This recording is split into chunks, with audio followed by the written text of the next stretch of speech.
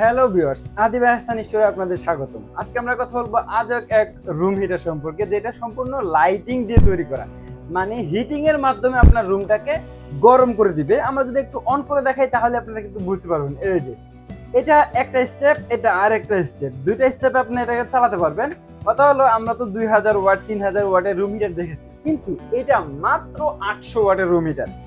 800 ওয়াটের room heater কারণে আপনার বিদ্যুৎ বিল নিয়ে কোনো টেনশন করতে হবে না। আপনি সারা মাস যদি এটা চালান 150 থেকে 200 টাকার মতো বিল আসতে পারে, এর বেশি কোনো দিকে আসবে না। আরেকটা বিষয় হলো, অনেকে মনে করেন যে যেই রুম হিটারে বাতাস দিচ্ছে সেই রুম হিটারে ক্ষতিকর, তাহলে আপনি এটা নিতে পারেন, কোনো সমস্যা নাই। তবে যেটা বাতাস দিচ্ছে সেটাতে যদি কয়েলটা সিরামিকের হয় তাহলে আর কোনো ক্ষতিকর হবে না।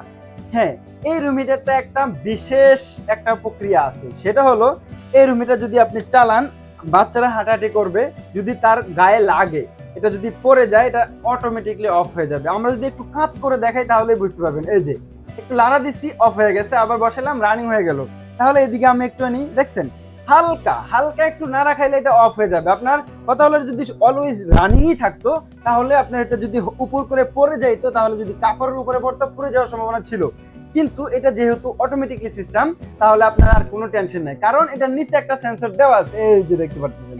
এটা যখন আপনি বসাবেন তখন চলবে, উঠাই ফেললে অটোমেটিকলি অফ হয়ে যাবে।